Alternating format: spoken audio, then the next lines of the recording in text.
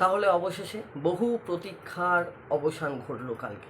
The wait is over. হ্যাঁ, RCB ফ্যানদের জন্য, শুধুমাত্র এটা আরসিবি ফ্যানদের জন্যই নয়, যারা প্রকৃত ক্রিকেট প্রেমী বা যারা বিরাট কোহলিকে ভালোবাসেন, তো তারা সকলেই চেয়েছিল যে কালকের কাপটা অবশ্যই কোহলির হাতেই উঠুক, আর সেটাই হয়েছে। তো আজকে কোনো রকম আমি ইয়েতে কার কত স্কোর হয়েছে বা কোনো রকম কিছুতে যাচ্ছি না, বা কে কেমন খেলেছে, কে কী করেছে, কোনো রকম সেই সব বিন্যাসের দিকে আমি যাচ্ছি না। আজকে শুধু একটাই কথা হবে, সেটা হচ্ছে বিরাট কিং কোহলির হাতে আইপিএল ট্রফি। আমি সর্বোপরি 2011-12 থেকে, 11-12 নয় তারও পরে, অর্থাৎ কলকাতার সাপোর্টার হিসাবে 2012 পর থেকে আমি আইপিএল দেখছি, মানে সজ্ঞানে, যখন থেকে ভালো জ্ঞান হয়েছে, ক্রিকেট সম্পর্কে নলেজ হয়েছে কিছু কেমন, তখন থেকে দেখছি। তো আমি মোস্ট প্রবাবলি আমি নিজে কিন্তু কোহলির ফ্যান বা আরসিবির ফ্যান নই। আমার ক্রিকেট আইডল হচ্ছে MS ধোনি, আর আমি কলকাতার ফ্যান। জানি এটা শোনার পর অনেকে অনেক কিছু মন্তব্য বিশ্লেষণ করতে পারেন, তো তাতে কোনো প্রবলেম নেই। কিন্তু আমিও মনে প্রাণে চেয়েছিলাম যে কোহলি কাপটা পাক, কারণ 17 বছর ধরে যে প্রতীক্ষাটা করছিল তারা এবং তার টিম এবং প্রত্যেকটা আরসিবি ফ্যান এবং অরিজিনাল ক্রিকেট প্রেমী সকলেই যেন কালকের দিনটাই তাদের প্রতীক্ষার অবসান দেখতে পেল, এবং আমিও দেখতে পেলাম।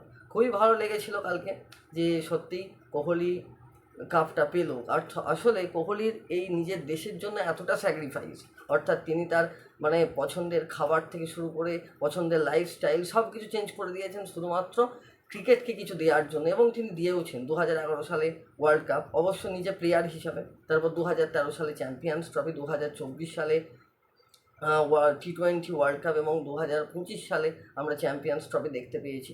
কিন্তু তারপরেও একটা জায়গাতে সকল ভক্তেরই একটা আশঙ্কা ছিল, আবার অনেকে ট্রোলও করেছিল তাকে, যে হ্যাঁ, এত কিছু থাকা সত্ত্বেও একটা আইপিএল ট্রফি নেই। একটা সামান্য আইপিএল ট্রফির জন্য তার ওই সব কিছু ধামাচাপা পড়ে যাচ্ছিল। ঠিক সেই কারণেই যখন ভগবান দেন সব কিছু একসঙ্গেই দেন। ঠিক 2023 সালের ব্যর্থতার পর পরপর 2 বছর আমরা ইন্টারন্যাশনাল কাপ জিতেছি। এরপরে এসেছিল সেই সুন্দর সুযোগ বা সুন্দর সুবিধা, অর্থাৎ 2025 আইপিএল। তো সেইটারও শিরোপা জয় করলো বিরাট কোহলি। অতএব হ্যাঁ, এটা বলাই যেতে পারে যে ক্যাপ্টেন হিসাবে না হলেও অ্যাজ এ প্লেয়ার হিসাবে, এবং তিনি কালকে 43 রানের একটা ভালো ইনিংস খেলেছেন, দায়িত্ববান ইনিংস খেলেছেন।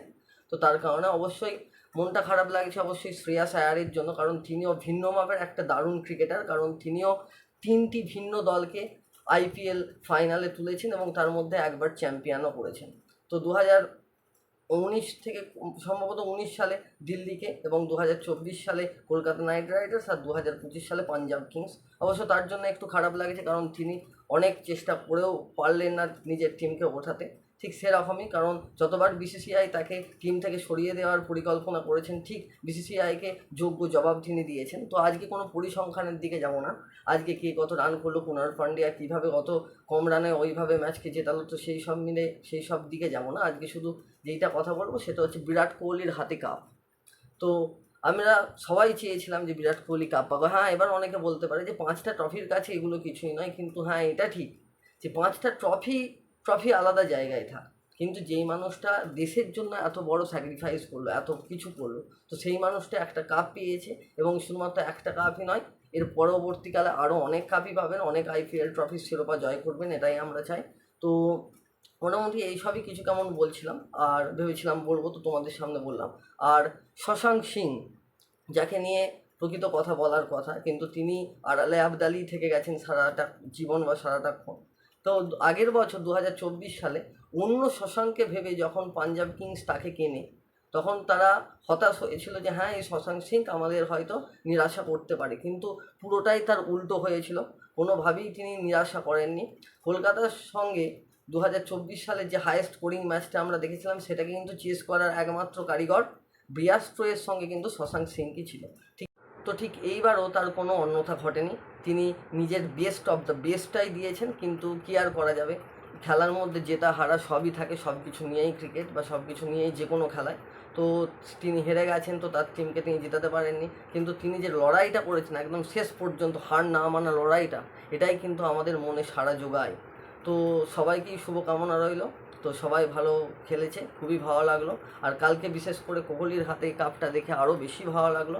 আমরা সকলেই চেয়েছিলাম, তো তিনিও নিজে আমাদের থেকেও তিনি বেশি চেয়েছিলেন যে হ্যাঁ, কাপটা তিনি খুবই ডিজার্ভ করেন, তো তিনিও সেটা পেলেন। তো এটা শুনে খুব ভালো লাগলো। তো আমি মোটামুটি আমার মতো করে কিছুটা বলার ইচ্ছে ছিল আমার, তো আমি সেটাই আপনাদের সামনে তুলে ধরলাম। তো এর পরবর্তীকালে হয়তো এরকম অ্যাগ্রেশন, এরকম লুকিং ফুকিং সব কিছুই আর কিছুই দেখা যাবে না হয়তো। টেস্ট ক্রিকেট থেকে তিনি অবসর নিয়েছেন, আগেই টি20 থেকে অবসর নিয়েছিলেন। সীমিত ফরম্যাট অর্থাৎ ওডিআইতে তিনি এবং তার বন্ধু রোহিত শর্মা তারা খেলবেন অবশ্যই 2027 ওয়ার্ল্ড কাপ পর্যন্ত। এছাড়াও আমরা তাদেরকে আইপিএলের মঞ্চে দেখতে পাবো।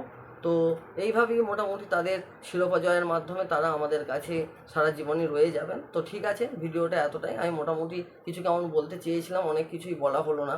তো যতটা মোটামুটি বলার চেষ্টা করলাম, তুলে ধরার চেষ্টা করলাম, ততটাই বললাম। তো যদি ভুল ত্রুটি কিছু থেকে থাকে অবশ্যই ত্রুটি মার্জনীয়।